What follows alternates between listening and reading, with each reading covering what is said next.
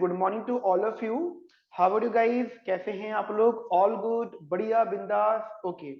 So guys, आज के session में हम लोग डिस्कस करने वाले हैं इग्नू क्लासेस के बारे में।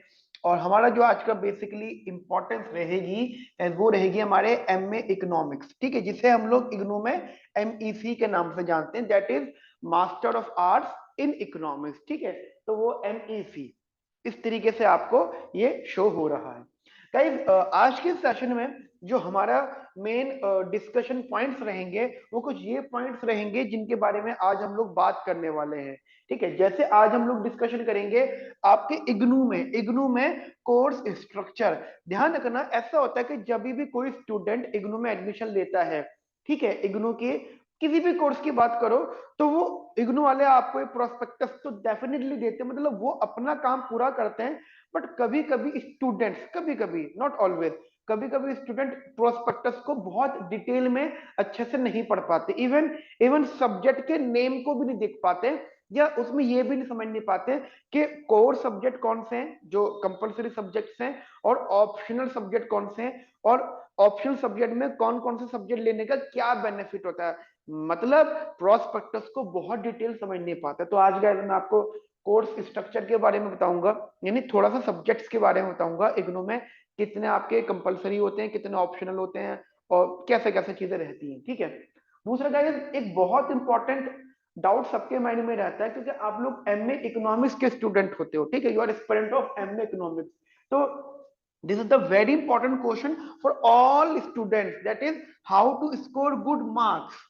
गाइस, सबका पॉइंट होता है, सबकी एक टेंशन वाली चीज होती है कि यार स्कोर कैसे करें, क्योंकि होता क्या है कभी कभी गाइस, हम लोग जैसे मेरे पास बहुत सारे मैसेजेस आते हैं, ठीक है, बहुत से हमारी क्लासेस में स्टूडेंट्स ज्वाइन करते हैं।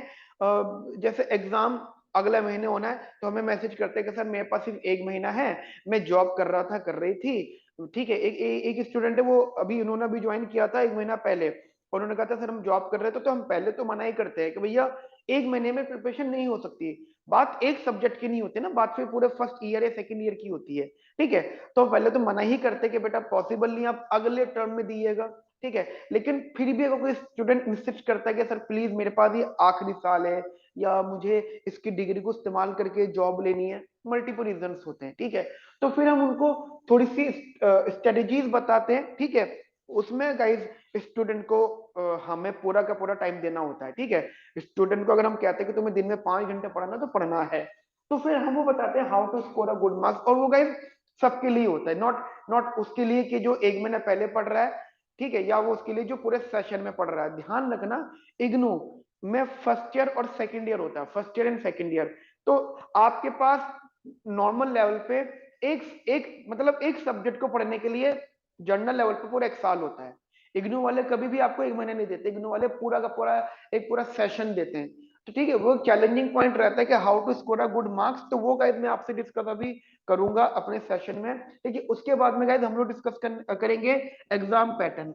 ये देखिए, एग्जाम पैटर्न बहुत इंपॉर्टेंट है जानना आप लोगों के लिए, कि हमारा जो पेपर है वो किस तरीके से बनता है, कितने क्वेश्चंस आते हैं, ठीक है। देखो कभी कभी होता है, जैसे मैं आपको थोड़ा सा एग्जांपल दूं, कभी कभी होता है कि पेपर ऑब्जेक्टिव आता है, 100 क्वेश्चन आते हैं, 2 घंटे में करने होते हैं, तो एक वो एग्जाम पैटर्न होता है। एक एक एग्जाम पैटर्न आता है कि थ्योरी पेपर आता है, समझो थ्योरी पेपर आता है, 50 क्वेश्चन होते हैं और 3 घंटे का टाइम होता है, कभी कभी ऐसा होता है। और आपके पेपर में सब्जेक्टिव पेपर है, 11 क्वेश्चन आते हैं, ठीक है। अब उन 11 क्वेश्चन में से भी आपको अटेम्प्ट करने होते हैं 9 क्वेश्चन। मतलब अब समझो, मैं आपको समझाऊंगा, आपको अटेम्प्ट करने होते हैं कम क्वेश्चंस, राइट। सो मेरा कहने का मतलब ये हो गया है यहाँ पर, कि आपको ये मालूम होना चाहिए कि हमारा एग्जाम पैटर्न कैसा है, कितने मार्क्स का क्या क्वेश्चन आता है, मतलब, और किस मार्क्स में जो क्वेश्चन आया है उसको किस तरीके से अटेम्प्ट करना चाहिए, ठीक है। तो वो एग्जाम पैटर्न में आपसे डिस्कस करूंगा। एंड गाइस देखो, सेमिकॉन क्लासेस जो हमारी पूरी टीम है गाइस, हम लोग स्टूडेंट्स को गाइड कर रहे हैं, तो हम लोग कुछ फ्री रिसोर्सेज भी देते हैं, ठीक है, कुछ फ्री रिसोर्सेज भी देते हैं। तो वो गाइस हम डिस्कस करेंगे कि सेमिकॉन क्लासेस आपको क्या क्या फ्री रिसोर्सेज दे रहे हैं। एंड साथ साथ गाइस हमारे बैचेस वो एक सेकेंडरी चीज है, बात की बात है, ठीक है, उन पर हमारा मेन बिल्कुल ध्यान नहीं है। एंड आफ्टर ऑल गाइस, अगर आप हमारी वेबसाइट पर डायरेक्ट जाना चाहते हैं तो semicon classes.com, ठीक है। तो आप भी हमारी वेबसाइट पे डायरेक्ट भी जा सकते हैं। ठीक है, तो ये गाइस हमारे आज की क्लास के मेन इंपॉर्टेंट पॉइंट्स है जो हम डिस्कस करेंगे। वीडियो को लास्ट तक देखना गाइस। हो सकता है कि आज कुछ कंफर्म सीखने को मिले, हो सकता है कि आज को ऐसे ऐसी बात सीख लो आप जो शायद अब से पहले आपने ना सीखी हो, और शायद वो बात आपके एग्जाम में बहुत कामगार साबित हो। ठीक है, हो सकता है कि आपने कोई बात at the time of admission miss कर दी हो, या at the time of preparation miss कर दी और आज आपको सीखने को मिल जाए। गाइस बस हमारा टारगेट ये रहेगा कि आपको 100/100 बढ़िया से बढ़िया, अच्छी से अच्छी नॉलेज डिलीवर करनी है। हर वो चीज आपसे डिस्कस करनी जो आपके लिए बहुत ज्यादा फायदेमंद हो। गाइस अगर आप हमारे मेंटोर से बात करना चाहते हैं, if you have any query you can directly WhatsApp eight this number. ठीक है, मैं आपको थोड़ा सा अपनी क्लासेस के बारे में बता देता हूँ guys. We are the part of semicon classes. ठीक है, semicon classes is basically specialised in India's all economic subject. लेकिन गाइस हमने इग्नू के लिए, ठीक है ध्यान रखना, इग्नू के लिए Semicon IGNOU classes, Semicon IGNOU classes, IGNOU के लिए एक अलग से हमने पूरा का पूरा सिस्टम बनाया है। ठीक है, क्योंकि हमने ऐसा देखा है कि इग्नू के स्टूडेंट बहुत ज्यादा परेशान रहते हैं। मैं आपको बता देता हूँ, हम लोग 2015 से इग्नू के स्टूडेंट्स को पढ़ा रहे हैं। ठीक है, और 2020 में सिलेबस चेंज हुआ, तो 2015 से लेकर 2020 में चीजें बहुत अलग थी, और 2020 के बाद जो आई गई वो चीजें बिल्कुल बदल गई है। ठीक है, पूरा पैटर्न बदल गया, पूरा सिलेबस बदल गया, क्वेश्चन का लेवल बदल गया, और स्टूडेंट बेचारा परेशान हो गया। तो हमने जो चीज नोट करी उसी चीज पे हम लोग अपनी एफिशिएंसी लाते जा रहे हैं। ठीक है, तो हमने सेमिकॉन क्लासेस में एक अलग डिपार्टमेंट बनाया है, सेमिकॉन इग्नू क्लासेस का, जिसका गाइस ये यूट्यूब चैनल है। गाइस प्लीज हमारे यूट्यूब चैनल को सब्सक्राइब करिए, लाइक करिए, पॉसिबल हो तो शेयर करिए, एंड अगर कुछ अच्छा लगे वीडियो में तो गाइस आप हमारे चैनल पे अपने वैल्यूएबल कमेंट जरूर जरूर दीजिए। ठीक है, ये हमारी रिक्वेस्ट है। तो गाइस स्टार्ट करते हैं अपनी आज की क्लास का सेशन। ठीक है, चलिए। अच्छा, मेरी एक छोटी सी रिक्वेस्ट है, अगर ये वीडियो आप ट्रेवलिंग टाइम में देख रहे हो, अगर ये वीडियो आप जनरली चलते फिरते देख रहे हो तो बात एक अलग है, और अगर आप ये वीडियो बैठ कर देख रहे हो, घर में बैठ कर देख रहे हो, तो प्लीज कॉपी पेन लेके बैठ जाओ इफ पॉसिबल। ठीक है, अगर पॉसिबल हो। ठीक है, नहीं भी हो रहा तो प्लीज फोकस से देखिएगा, बहुत काम की बातें मैं बताने वाला हूँ आज आपको। ठीक है, ये सब चीजें नोट कर लीजिएगा। ये ठीक है, नंबर वगैरह मैं इसको रफ कर रहा हूँ। तो सबसे पहले हम लोग यहाँ पे डिस्कशन करने वाले हैं, गाइस कोर्स स्ट्रक्चर का। ठीक है, इग्नू में किस तरीके का, बेसिकली इग्नू में जो कोर्स स्ट्रक्चर है वो क्या है। गाइस पहले आप ये समझ लीजिए कि इग्नू में एमए इकोनॉमिक्स का मतलब क्या है। गाइस देखिए, अगर आप एमए इकोनॉमिक्स में एडमिशन एनरोल्ड हैं, ठीक है, तो आप ये चीज आप मान के चलें, कि आपका जो ऑब्जेक्टिव है वो एकमात्र यही है कि आपको अच्छे नंबर लेकर आना।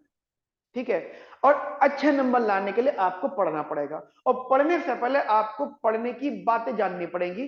पढ़ने से पहले आपको सब कुछ जानना पड़ेगा कि कितना पढ़ना है, कहां कहां से पढ़ना है, क्या क्या उसकी रिसोर्स हो सकती हैं, ईच एंड एवरीथिंग। देखो इग्नू में एडमिशन लेते हुए आप लोगों को बिल्कुल नहीं पता होता कि इसमें, मैं एक बार बताने वाला हूं आप लोगों को, बहुत सारे स्टूडेंट शायद ये बात नहीं जानते हैं कि इग्नू में एमए इकोनॉमिक्स में पास होने के लिए आपको मैथमेटिक्स को बहुत अच्छा जानना जरूरी है। आपको मैथमेटिक्स की नॉलेज होना बहुत बहुत ज्यादा जरूरी है। हमारे पास ऐसे स्टूडेंट्स के केसेस आते हैं, डेफिनेट सी बात है, हमारे पास ऐसे स्टूडेंट्स के कॉन्टेक्ट आते हैं कि सर प्लीज हमें पास करवा दो, पेपर में 1 महीना है। पहले तो चैलेंज ये रहता है हम लोगों को कि 1 महीना है, और फिर जब हम बात आगे बढ़ाते हैं, हाँ चलो ठीक है विल ट्राई, क्योंकि देखो हम तो सिर्फ कंटेंट बता सकते हैं, हम आपको गाइड कर सकते हैं। guys, पढ़ना तो आपको है। मान लो हमने आपको एग्जाम के क्वेश्चन बता दी कि ये 11 क्वेश्चन यही कर लो, यही आएंगे। ठीक है, अब वो करो ही ना तो फिर फायदा किया। ठीक है, तो हम आपको ट्राई करते हैं एज बेस्ट एज पॉसिबल चीजें बताएं। तो हमें बाद में पता चलता है कि सर मैंने जो है 10th क्लास तक मैथ पढ़ी थी, 10th के बाद मैंने मैथ ही नहीं पढ़ी। अब मुझे बताओ, जिस बच्चे ने 11 12 में मैथ ना पढ़ी हो, जिस बच्चे ने ग्रेजुएशन में मैथ ना पढ़ी हो, वो एकदम मास्टर वाली मैथ को कैसे बीट कर सकता है। तो इग्नू में अगर आप एडमिशन ले रहे हो, दो बातें हैं, अगर आप एडमिशन लेना सोच रहे हो प्लान कर रहे हो तो ध्यान रखना, पास सिर्फ तभी हो पाओगे जब मैथमेटिक्स पे कमांड होगी। पास से आप लोग सिर्फ तभी हो पाओगे जब आपकी मैथमेटिक्स पे कमांड होगी।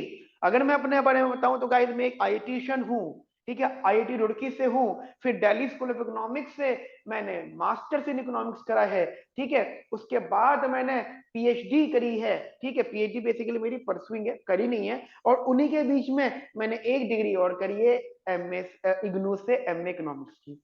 इग्नू से एमए इकोनॉमिक्स की डिग्री मैंने भी करी है, यानी डीएससी से मास्टर मतलब मैंने डबल एमए करा, ये मेरा सेकंड एमए, डबल एमए आप कर सकते हो, ये एक कैरियर अपॉर्चुनिटीज होती है, ठीक है, वो कभी मौका मिले तो बताएंगे।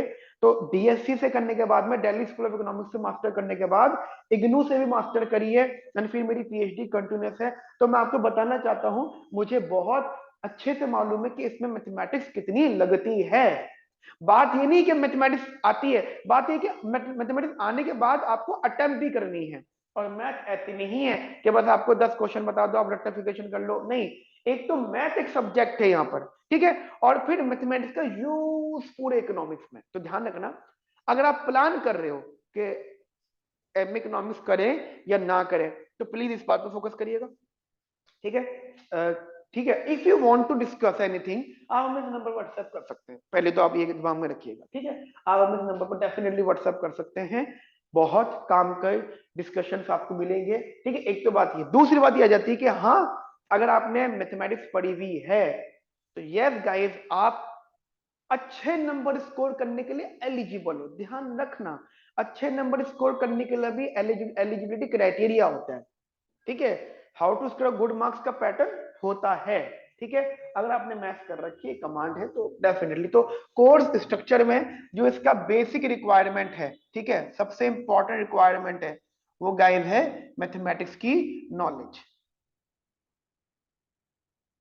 ठीक है, मैथमेटिक्स की नॉलेज, वो आपके लिए सबसे इंपॉर्टेंट रिक्वायरमेंट है।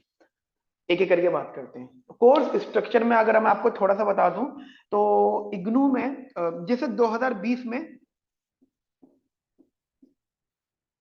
चीजें चेंज हुई हैं, पैटर्न रिवाइज हुआ है, ठीक है, पैटर्न चेंज हुआ है, पैटर्न रिवाइज हुआ है, ठीक है, और मतलब मान लो चेंज हुआ है। और इसमें क्या था, जैसे आप एडमिशन ले रहे हो, पहले बात तो बहुत बहुत बेसिक बात बता रहा हूँ, इग्नू में एमए को करने के लिए उनकी साइड से कोई भी कंडीशन नहीं होती कि आपकी एज बार क्या है, नो मिनिमम नो मैक्सिमम, कोई एज मैटर नहीं करती, ना ही आपकी ग्रेजुएशन डिपार्टमेंट मैटर करता है कि आपकी ग्रेजुएशन में क्या फील्ड थी, क्या सब्जेक्ट थे, ये मैटर नहीं करते, ठीक है, ये चीजें कुछ भी मैटर नहीं करती। और आपके बस ग्रेजुएशन में वो लिमिट होती है कि आपको पास होना है, ठीक है, एक ये बेसिक सी चीज है। हाँ, उसके बाद में इन्होंने ये कह दिया है कि दो इग्नू की जो एमईसी है, ये 2 इयर्स टू 4 इयर्स है, ठीक है, आप 2 साल से लेकर 4 साल के अंदर ऑब्वियसली बात है 2 इयर्स तो निपटाने पड़ेंगे।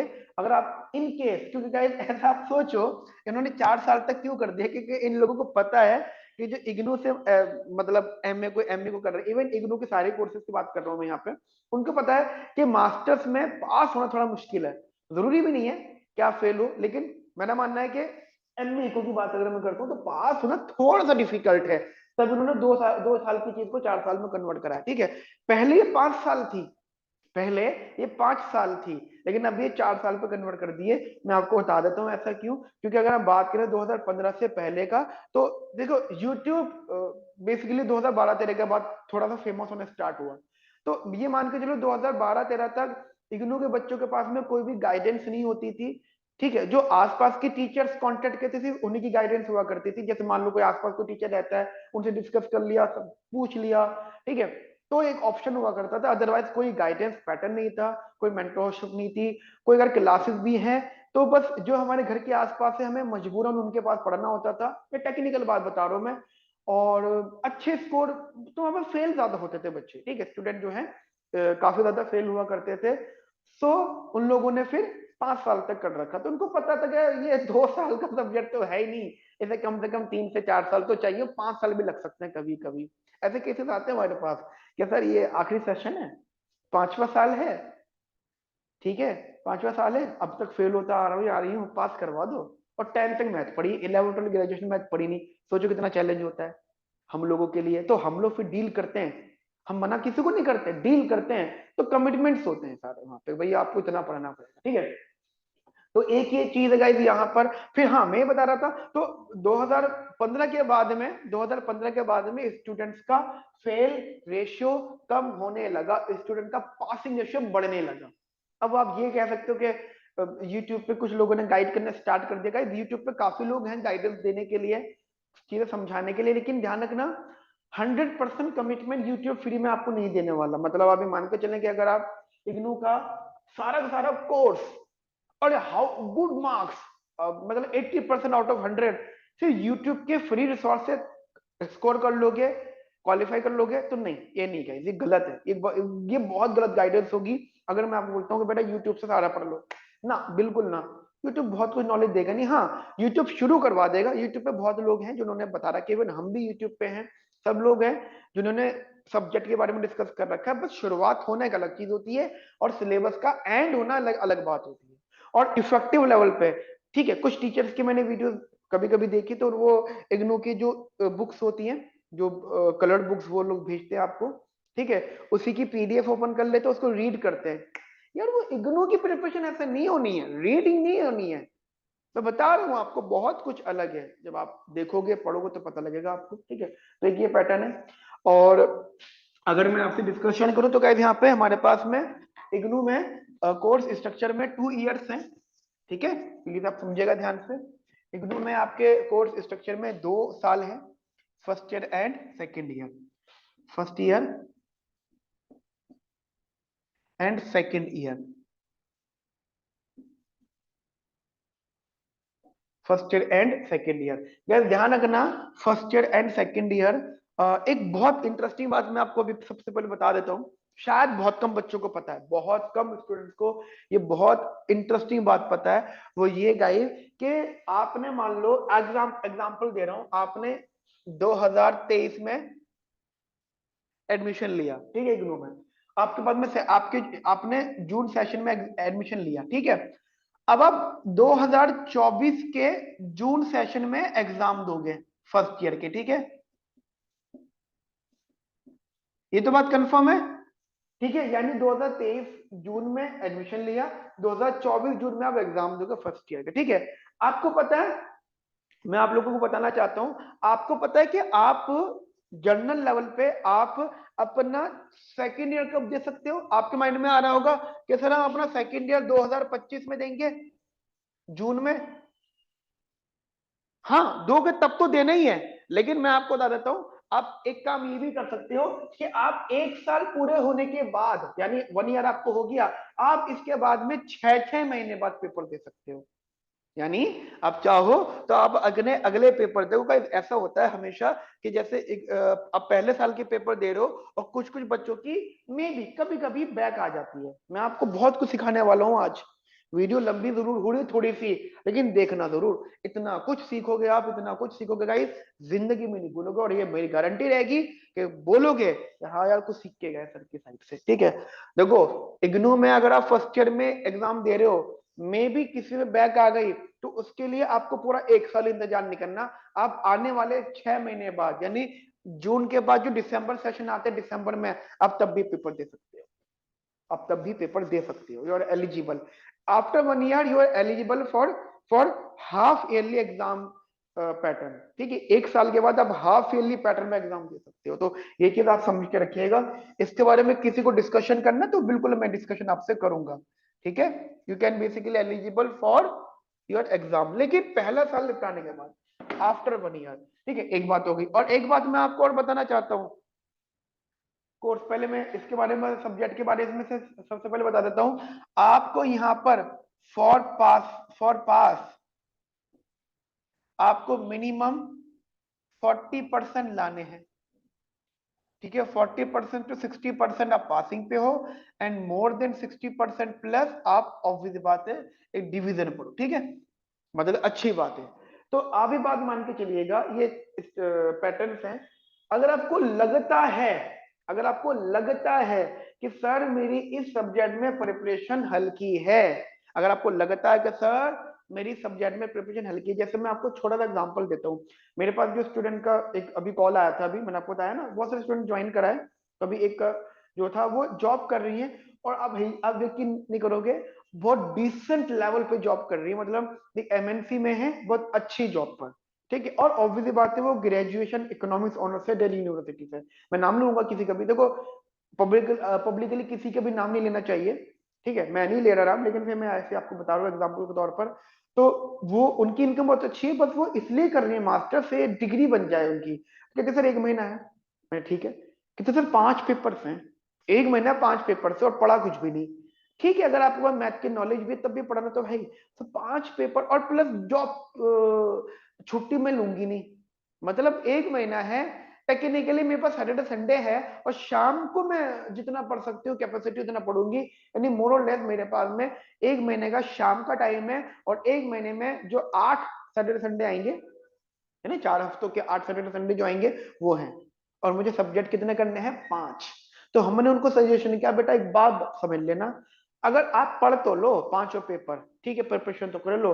अगर आपको लगता है ना कि सर ये पेपर एग्जाम्पल 5 में से कोई एक पेपर ऐसा है जिसमें शायद अच्छा स्कोर नहीं होगा, ये बात हमें पहले से पता लग जाती है। ध्यान रखना, कोई पेपर में ऐसा नहीं होगा कि आप ये एक्सक्यूज दोगे कि पेपर तो अच्छा हुआ था नंबर कम आए, ये एक्सक्यूज अब गया, बच्चों वाले एक्सक्यूज होते हैं। अब पहले ही पता होता है नंबर अच्छे आएंगे बुरे आएंगे, पेपर देने से पहले प्रिपरेशन करते पता लग जाता है ना। मैंने सजेशन दिया, मैंने बेटा एक काम करो तुम, तो 2 साल की डिग्री 3 साल में कर ले, कोई प्रॉब्लम नहीं है, लेकिन गलती से भी ऐसा मत कर कि भाई तू बिल्कुल ही पास वाला पे कर ले। माना कि 40% में पास होते हो, तो 42% में जरूरी पास होना है तुम्हें, क्यों 60% में पास क्यों नहीं हो रहे, 70% में पास क्यों नहीं होना चाहते आप लोग। तो मैंने उसको समझाया, तो एक काम कर, 5 में से 3 पेपर दे दे, 2 नहीं दे, फिर से मैंने फीस भर दी 2 पेपर में, कोई बात नहीं, एब्सेंट जाइयो मत ना भाई। और हाँ, इग्नू में आप इंप्रूवमेंट नहीं दे सकते, remember that, you never give any improvement exam. आप या तो पास हो या फेल हो। अगर आपके मान लो 41% है, तो वो हमेशा रहेंगे, वो कभी नहीं बदल सकते, वो जिंदगी में नहीं बदल सकते। तो अगर आपको अच्छे नंबर स्कोर करने हैं, if you want to score a good marks, right, if you want to score a good mark, so remember that you have to basically attempt only that exam or that subject जिसमें ये confirm है कि sir I can score a good marks, ठीक है, क्योंकि वो score कर सकते हो तभी कर पाओगे, if you can you then you should, ठीक है, और नो डाउट विल, ठीक है। तो वो चीज आप कर सकते हो डेफिनेटली। तो प्लीज प्लीज एंड प्लीज, किसी भी पेपर को देते हुए, और लिखना था यहाँ पे, किसी भी पेपर को देते हुए ये माइंड में रखना कि अगर उसकी प्रिपरेशन हल्की है, मत दो उस पेपर को, ठीक है। 2 साल की मास्टर 3 साल में कर लो, कोई फर्क नहीं पड़ता। ऐसा थोड़ी ना करना 2 साल में मास्टर तो कर ली और मार्क्स आ रहे हैं जी 43%, बेवकूफी, सब खत्म, ठीक है। तो वही चीज मैं आपको बता रहा हूँ यहाँ पर। तो हमारे पास में 2 ईयर से यहाँ पे, फर्स्ट ईयर में हमारे पास में गाइस सब्जेक्ट है 5, we have total 5 subject. MEC 101 that is micro economics analysis, MEC 002 macro economics analysis,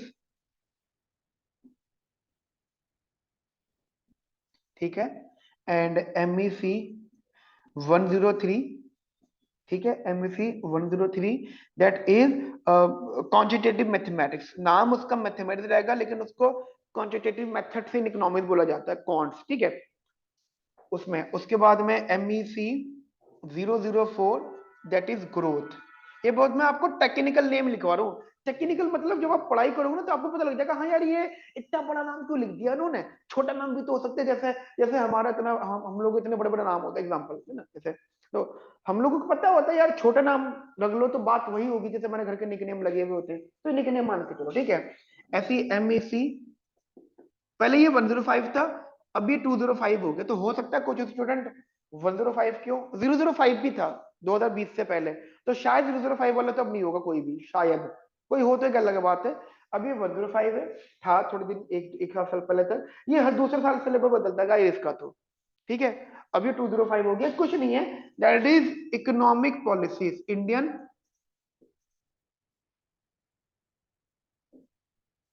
economic policies. ये गाइस आपके सारे के सारे कोर सब्जेक्ट्स होते हैं। अब कोर सब्जेक्ट का मतलब आप समझ लीजिएगा, कोर सब्जेक्ट वो होते हैं जो कंपलसरी सब्जेक्ट्स होते हैं। कोर सब्जेक्ट वो होते हैं जो बेटा कौन से होते हैं, कंपलसरी सब्जेक्ट। कंपलसरी का मतलब होता है जिनको जिनको आपको डेफिनेटली जिनको आपको डेफिनेटली अटेम्प्ट करना होता है, देना होता है, और कह सकते हो आपके मार्क्स इस पे डिपेंड होते हैं। ठीक है, आप लोगों के मार्क्स इसके ऊपर डिपेंड होते हैं। उसके साथ साथ ये आपके पास पूरा एक साल होता है। ध्यान रखना, ट्राई करो, ट्राई करो। देखो, मैं आपको एक छोटी सी चीज और बता रहा हूँ यहाँ पे कोर्स स्ट्रक्चर के बारे में। ठीक है, ट्राई ये करो कि सबसे पहले आप इस सब्जेक्ट को तैयार करो, तभी गाइज आप बाकी के कर पाओगे। इनफैक्ट देखो, बाकी में इसमें तो पूरा थ्योरी है, लेकिन बाकी में गाइज 1, 2 एंड 4 इनमें जो कनेक्टिविटी गाइज वो मैथमेटिक्स से रिलेटेड है। ठीक है, तो फर्स्ट आप मैथमेटिक्स करो, और इस मैथ को करने से पहले आप थोड़ा सा बेसिक्स भी करो। गाइज मैं course structure and how to score वाली चीज भी साथ साथ मैं बताता जाऊंगा। ठीक है, वैसे मैं अलग से भी बताऊंगा आपको। सेकेंड ईयर में guys you have basically 4 core papers. ठीक है, 4 कोर पेपर्स होते हैं। मैं आपको बता देता हूँ कि कौन कौन से कोर पेपर्स आपके रहते हैं। ठीक है,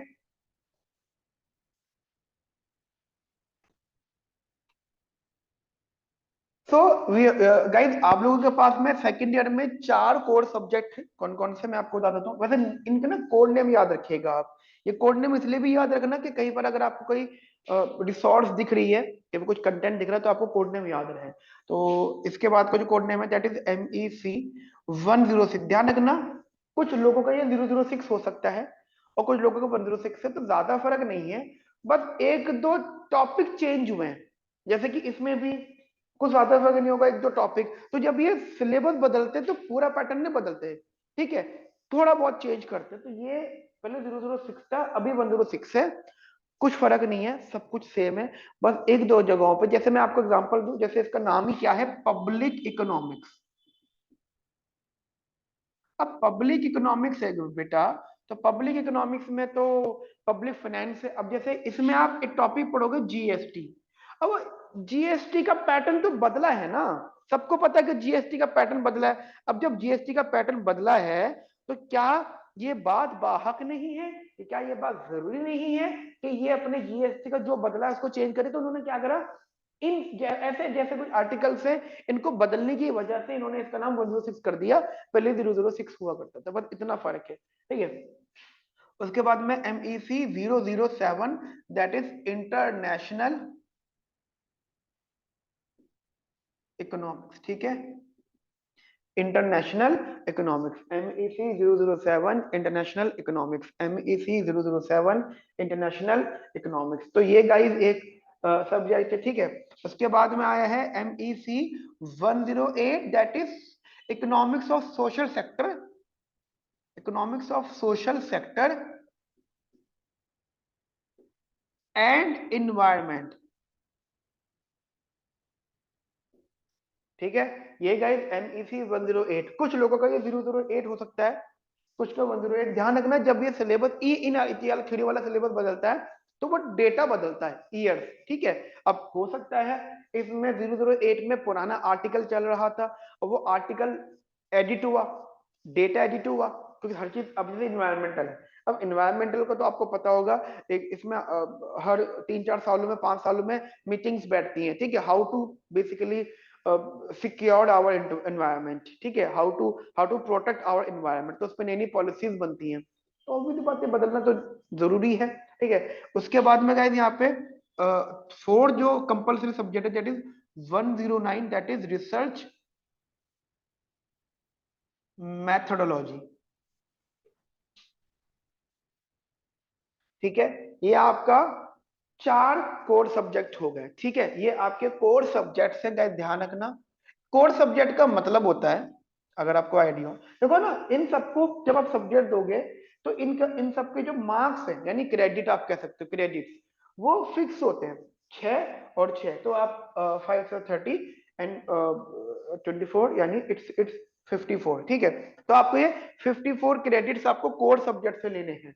एंड आफ्टर दैट जो आपको ऑप्शनल की साइड से भी कुछ क्रेडिट मार्क्स लेने हैं, जिनको सबको मिला के आपको ओवरऑल परसेंटेज डिसाइड होता है।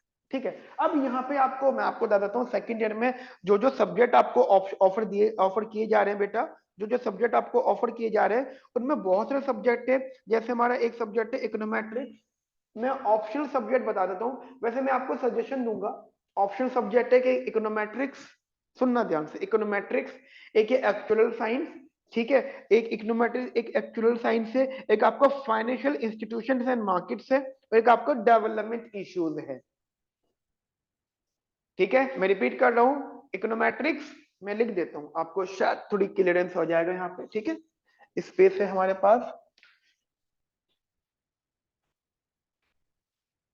ठीक है, ऑप्शनल सब्जेक्ट कौन कौन से, और मैं आप लोगों को बताना जरूर चाहूंगा ऑप्शनल सब्जेक्ट। ठीक है,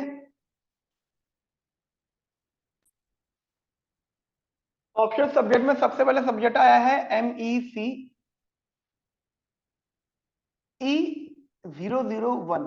ठीक है, ये एग्जैक्ट हमारा सब्जेक्ट कोड है, इसलिए मैं कोई गलती ना हो दैट्स वाई हम चेक करके लिख रहे हैं कि इसमें MECE001 इकोनोमेट्रिक्स। ठीक है, econometrics, econometrics method.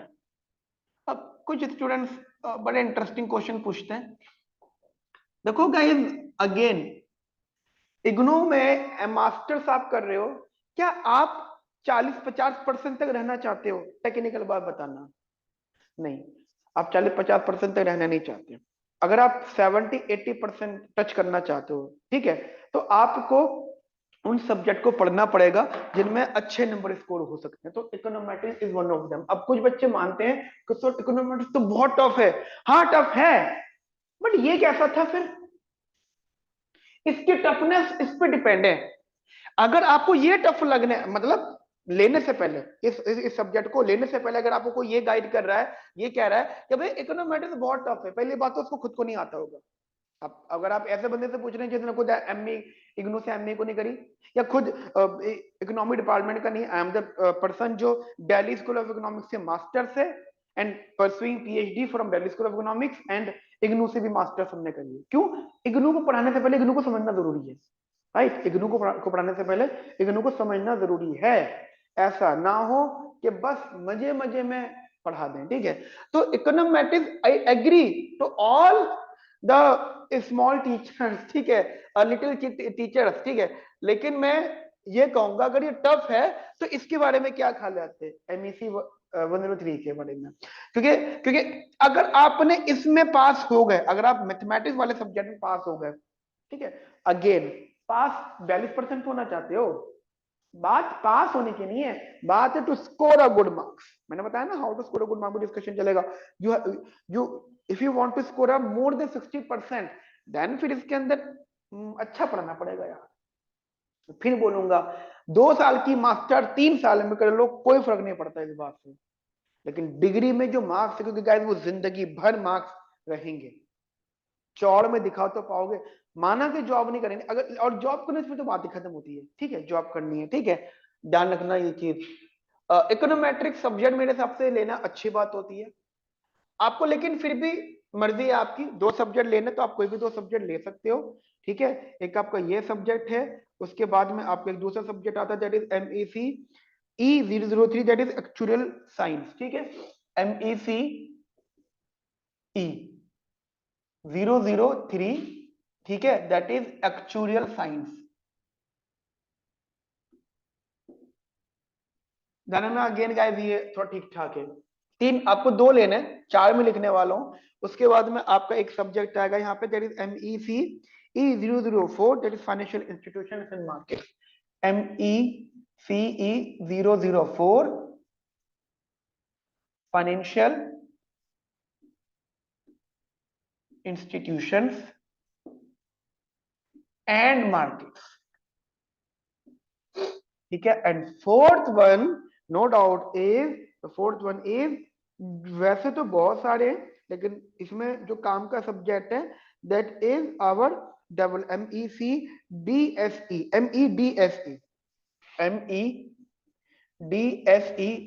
006, I think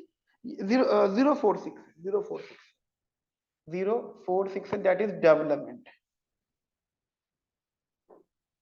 क्या ध्यान रखना, आउट ऑफ दीज 4 सब्जेक्ट, अच्छा इसमें अच्छा इसमें 3 सब्जेक्ट और आ रहे हैं जिनको कभी देखना मत। एक है प्रोजेक्ट वर्क, इग्नोर। एक है वुमेन्स रिलेटेड, ठीक है, इग्नोर। एक है gender issues, ignore. The reason behind, guys परेशान हो जाओगे, ठीक है, इतना कंटेंट है। और मतलब ठीक है, अच्छी बात है, पूरा थ्योरी है। अगर आपको पूरा ही थ्योरी निपटाना है तो आप सेकंड ईयर में थ्योरी पढ़ ही नहीं पाओगे, जब आप फर्स्ट ईयर में इतनी मैथमेटिकल पढ़ लोगे, ठीक है। अब सेकंड ईयर में स्कोर ही नहीं कर पाओगे अच्छा, ध्यान रखना। माइंड मेकअप भी तो सेट हो जाता है, ठीक है, वो परेशान, उसमें अच्छे नंबर आ ही नहीं पाएंगे। Out of these attempt any 2, ठीक है। तो मेरा सजेशन ये रहेगा कि अगर आप, क्योंकि जब आप मैथमेटिक्स पढ़ रहे हो तो यहाँ पे स्टैटिस्टिक्स ऑटोमेटिक है, तो आप इस सब्जेक्ट को देखिए, एक ये वाला सब्जेक्ट, ठीक है, ठीक है। और एक्चुअल साइंस हो या फाइनेंशियल, तो एक ही वाला सब्जेक्ट, ठीक है। हमारे यहाँ सबकी क्लासेस होती हैं। जब बात आती है क्लासेस की पढ़ाने की, तो हम तो सब सब्जेक्ट देते हैं, लेकिन हमें ऐसा लगता है कि स्टूडेंट इन 2 सब्जेक्ट में ज्यादा स्कोर करते हैं। If you want to score a good marks, then you have to take these 2 subject. बाकी गाइस आपकी मर्जी है, हो सकता है कि जिन सब्जेक्ट को मैं थ्योरी वालों को मना कर रहा हूँ, आपका इंटरेस्ट उसमें आ जाए। मैं बता देता हूँ वो 2 सब्जेक्ट भी कौन कौन से हैं, ठीक है, बेसिकली 3 है। एक आपका प्रोजेक्ट वर्क है जो ऑप्शनल में है, एक आपका gender issues in work employment and productivity है, दूसरा वुमेन इन द इकोनॉमी है। तो ये MWG, women in the economy, ठीक है, वो भी आप फिर देख सकते हो। बट फिर क्या होगा, आपको वही दोनों कंपलसरी लेने होंगे साथ में, वुमेन इन द इकोनॉमी और जेंडर इश्यूज, ये दोनों आपको साथ लेने होंगे, ठीक है। वो चीज आप, ये कंपलसरी दोनों को साथ में लेना। तो guys these are the basically course structure. और इसमें जो काम की बातें मैंने आपको बताई थी, प्लीज उनको माइंड में रख लीजिएगा।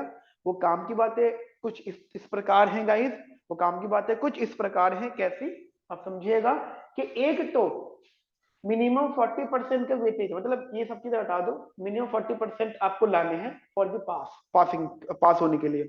बट ये कोई कसम नहीं खा रखी, आप ट्राई करो मिनिमम 40 लाने, but not live between 40 to 50%, ठीक है। But don't try to live between 40 to 50%, ठीक है। ट्राई मोर देन 60%, देन फिर वो चीजें रहेंगी, ठीक है। तो ये चीज गाइस माइंड में रखिएगा, ये कोर्स स्ट्रक्चर है। 2 साल की चीज आप 3 साल में कर सकते हो। अब बात आती है how to score a good marks, ठीक है। मैं इसको रफ कर देता हूँ गाइस, इन सब चीजों को मैं रफ कर देता हूँ। ये सारी चीजें गाइस काम की थी, ठीक है। आप लोगों को ये पता ही नहीं लग पाता है, पहले से प्री प्लान रहो। जब आपको सेकेंड ईयर में इकोनोमेट्रिक्स हमने बता दिया, जैसे कि ऑब्वियस बात है, आप यार कोई भी सब्जेक्ट लेते हुए किसी समझदार से तो बात करोगे। अब कोई बोले सर वो भैया ने कहा है कि इकोनॉमिक्स मत लो, अच्छा भैया ने क्या करा हुआ है, नहीं भैया तो बिजनेस करते हैं, भैया ने तो 12th के बाद पढ़ाई करी नहीं है, बिजनेस करते हैं। मतलब भैया से किसने कहा, भैया के एक फ्रेंड है उन्होंने कहा। अच्छा इतनी लंबी चेन का डिसीजन, इतनी लंबी चेन के बाद आप डिसीजन ले रहे हो, भैया के बेसिस पे डिसीजन ले रहे हो, भैया के फ्रेंड ने कहा, और भैया के फ्रेंड भी भैया के उम्र के, उन्होंने 10 साल पहले शायद इकोनॉमिक्स में कुछ करा होगा, 10 साल पहले, 15 साल पहले, 20 साल पहले। तो इतनी लंबी चेन, आप अपने कैरियर से रिलेटेड इतनी लंबी चेन के ऊपर डिसीजन ले रहे हो ना। गाइस कल की बातें बदल जाती हैं, आप तो 10 15 साल 20 साल पुरानी बात पे बेस्ड डिसीजन ले रहे हो, आप न्यू रेसेंट डिस्कस करो। ये देखो इकोनॉमी में हमारे मार्केट में जरूरत किस चीज की है, ठीक है, कितने मार्क्स की जरूरत है, ठीक है। हो सकता है आप जिस मास्टर्स के लिए प्रिपरेशन कर रहे हो सकता है इसमें जॉब आपकी बहुत अच्छी लग जाए, ठीक है। तो एक ये कंसेप्ट है। उसके बाद गाइस हमारे यहाँ पे कंसेप्ट आता है how to score good marks, ठीक है guys. My simple suggestion is that how to score a good marks, इसके पीछे आपको 2 चीजों पे ध्यान देना है।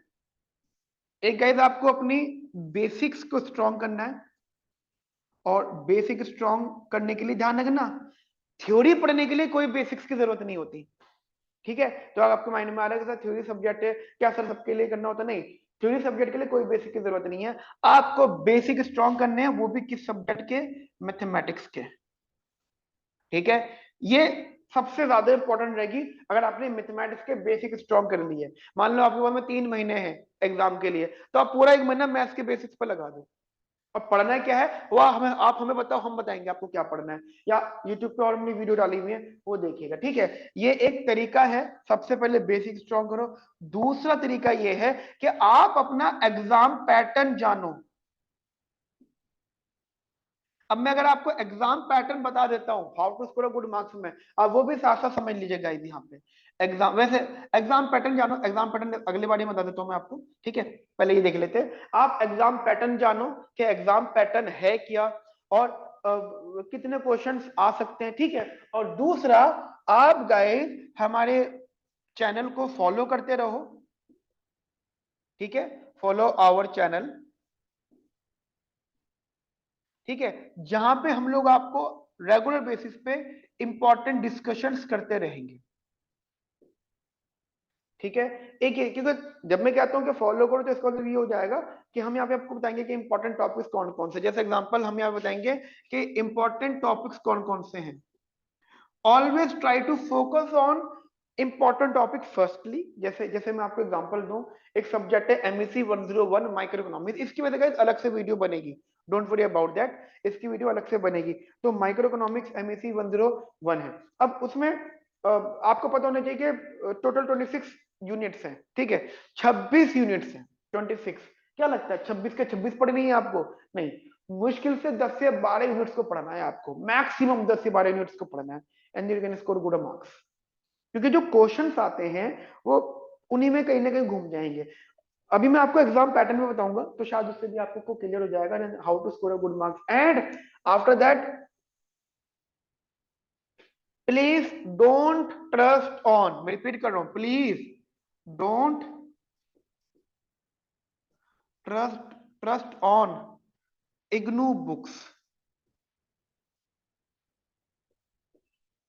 इन बुक्स पर गलती से भी ट्रस्ट मत करना। इग्नू की बुक्स कौन सी वाली, जो वो भेजते हैं आपको पढ़ने के लिए ई बुक में या हार्ड कॉपीज में, लेकिन वो देखो वैसे नॉलेज पर्पज से बहुत अच्छी बुक्स है, मैं मना नहीं कर रहा, लेकिन जब बात आ जाती है ना अच्छे नंबर लाने की, तो वो फिर बेकार है, उनसे अच्छे नंबर नहीं आ सकते गाइस, ठीक है। तो सब चीजें डिस्कस करेंगे, तो how to score a good marks, and after that guys, after that अब मैं एग्जाम पैटर्न के बारे में डिस्कशन कर लेता हूँ, ठीक है। एग्जाम पैटर्न के बारे में डिस्कशन कर लेता हूँ, वो शायद आपको और ज्यादा सपोर्ट करेगा, ठीक है। Exam pattern guys, exam pattern में, एग्जाम पैटर्न ऑफ इग्नू में ध्यान गया, इग्नू के एग्जाम पैटर्न में आपके पेपर में you have total 11 papers, you have to attempt total 11 papers, जिसमें 2 सालों में, in 2 years you have to attempt 11 papers. Out of these 11 papers, जिनमें से 5 पेपर फर्स्ट ईयर में, ठीक है, 5 पेपर फर्स्ट ईयर में, और आपके 6 पेपर सेकेंड ईयर में, ठीक है, 6 पेपर इन सेकेंड ईयर। और उन 6 पेपर में से 4 पेपर आपके कोर्स पेपर्स हैं, कोर्स सब्जेक्ट है, कंपलसरी सब्जेक्ट है जो मैंने लिस्ट बताई है, और 2 पेपर गाइस आपके ऑप्शनल है। ध्यान ध्यान रखना, ऑप्शनल सब्जेक्ट में अच्छे नंबर आ रहे हैं, बहुत अच्छी बात है, बुरे नंबर आ रहे हैं तो बहुत बुरी बात नहीं है, उनमें से पास होना है आपको, और जो कंपलसरी सब्जेक्ट है उनमें अच्छा स्कोर करना है आपको, ठीक है। हर सब्जेक्ट का पैटर्न, एग्जाम पैटर्न सेम है, ठीक है, एक बात होगी। दूसरी बात ध्यान रखना, आपके जो थ्योरी सब्जेक्ट है, सिर्फ 1 या 2 सब्जेक्ट थ्योरेटिकल हैं, बाकी सारे आपके न्यूमेरिकल एस्पेक्ट्स पर है। आप बोलो सर इतना न्यूमेरिकल कैसे कर पाएंगे? नहीं, टेक्निकली आपको अपनी बेसिक मैथ्स को स्ट्रॉन्ग करना है, you have to basically try to make your basic math first, ठीक है। बेसिक मैथ को आप स्ट्रॉन्ग करो, आप देखना आपके नैया पार हो जाएगी। जब आपकी बेसिक मैथ स्ट्रॉन्ग हो जाएगी ना, आप फिर चीजें यूं समझोगे, यूं, ठीक है, ऐवी चीजें चलेंगी, कुछ प्रॉब्लम नहीं होगी आप लोगों को, राइट। तो ये चीज आप लोग प्लीज अपने माइंड में रखिएगा, प्लीज, बहुत ज्यादा इंपॉर्टेंट लेवल पे, ठीक है। अब एग्जाम पैटर्न में आपको मैं बता देता हूँ गाइस, यहाँ पर आपके ध्यान रखना, एग्जाम जो आता है वो 100 मार्क्स का आता है, ठीक है। और ये 100 मार्क्स 2 सेक्शन में डिवाइड होते हैं, सेक्शन ए और सेक्शन बी, ठीक है। Section A and section B, section A and section B, ये 2 सेक्शन में डिवाइड होते हैं, जिसमें से पहले सेक्शन में गाइस क्या होता है, प्लीज ध्यान से समझिएगा। पहले सेक्शन में गाइस वो आपको टोटल नंबर ऑफ क्वेश्चन जो होते हैं वो 4 होते हैं, and you have to attempt questions. वो जो 2 क्वेश्चन अटेम्प्ट करने होते हैं वो 20 नंबर ईच होते हैं, इसका मतलब ये 40 मार्क्स का सेक्शन होता है। यानी section A is about 40 marks. वो आपको 4 क्वेश्चन देंगे and you have to attempt any 2 questions, right. 20-20 number के। और मजे की बात पता है क्या है? मजे की बात ये है कि मैं अभी हर सब्जेक्ट का इंपॉर्टेंट टॉपिक की लिस्ट बिल्कुल पब्लिश करूंगा, ठीक है। बिल्कुल बताऊंगा कि कौन कौन से टॉपिक्स मोस्ट इंपॉर्टेंट हैं, जहां से क्वेश्चन फ्रेम्ड होते, इवन क्वेश्चन बैंक्स हम लोग आपको प्रोवाइड करेंगे, ठीक है। इनके सोल्यूशन हैं बट वो फिर गाइस पेड बैच में, ठीक है। वो सब चीजें हम आपको प्रोवाइड करेंगे, तो वो प्लीज उसको जरूर देखिएगा, ठीक है। तो सेक्शन ए में गैस आपके 4 क्वेश्चन आते हैं। सेक्शन ए में गैस आपके 4 क्वेश्चन आते हैं, जिसमें से आपको 2 क्वेश्चन अटेम्प्ट करने होते हैं। सेक्शन बी में आपके पास गाइस टोटल 7 क्वेश्चन आते हैं, ठीक है। टोटल 7 क्वेश्चन होते हैं and you have to attempt any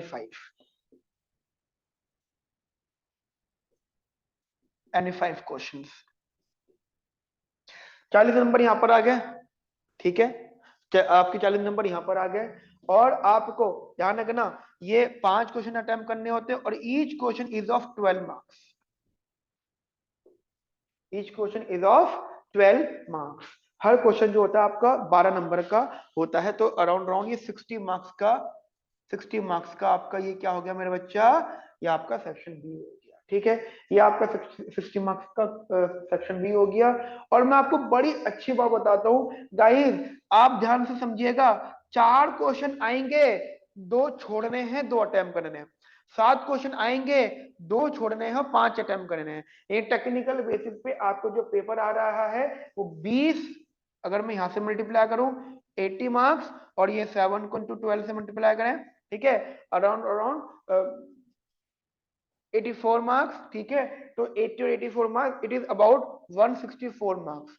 आपको जो पेपर आ रहा है 154 मार्क्स का आ रहा है and you are attempting how much marks, 100 marks. इसका मतलब गाइस क्या हो जाता है पता है? यानी 64 मार्क्स का पेपर आप छोड़ रहे हो, ठीक है। ये तो ना 12 5 60, 12 6 72 एंड 12 7 84, ठीक है।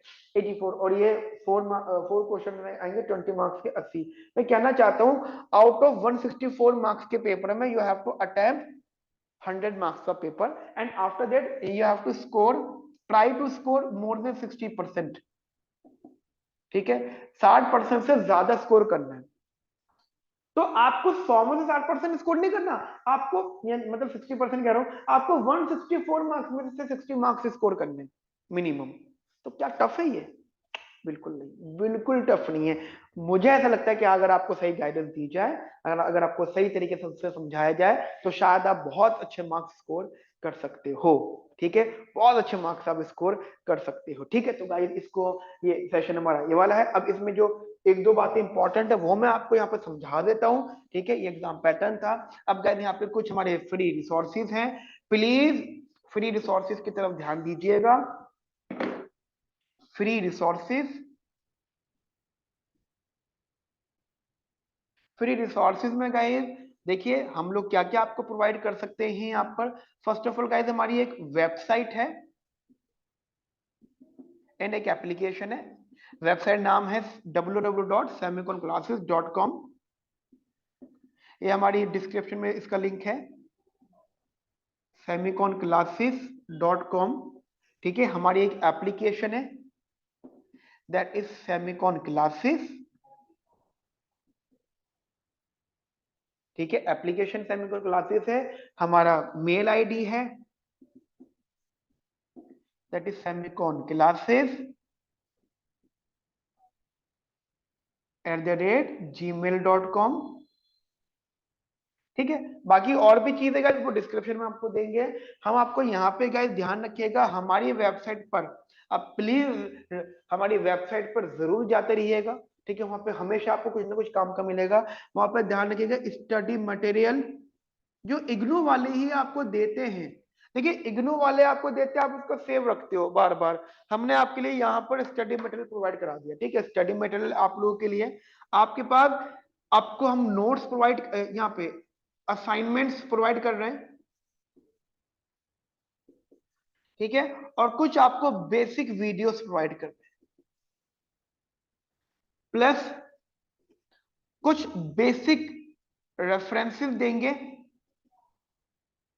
ठीक है, कुछ बेसिक्स नोट्स मान लो, ठीक है, but these notes are only basics, not cover your entire syllabus, ठीक है, नॉट कवर्ड, मैं पहले बता रहा हूं, not cover your entire syllabus, ये सिर्फ बेसिक नोट्स होंगे, वो सिर्फ आपको नॉलेज देंगे, but for entire syllabus you have to basically involve in our paid batches, ठीक है। So these are the sources and please warning, don't trust on IGNOU books.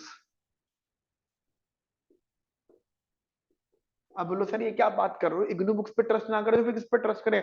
मैं इग्नू बुक्स की बात तो कर रहा हूं, लेकिन जाना ना इग्नू में, इग्नू की बुक्स में जो आपको रेफरेंसेस दिए हुए होते हैं ना, जैसे एक टॉपिक है कंज्यूमर थ्योरी, ठीक है, अब कंज्यूमर थ्योरी जो टॉपिक इग्नू वालों ने दिया है, वो लोग बताते हैं कि उन्होंने कहां से फॉलो करा है, वो लोग बताते हैं कि उन्होंने कहां से उस टॉपिक को कॉपी करा है आप लोगों के लिए, तो आप उस रेफरेंस पे जाके पढ़ सकते हो। लेकिन फिर वाली बात आ जाती है कि 5 पेपर्स या आपको 2 सालों में, 2 सालों में ये 1 साल में 5 पेपर, 1 साल में 6 पेपर निपटाने हैं, तो फिर इतना टाइम होता नहीं कि रेफरेंसेस पे जाके पढ़ें, ठीक है।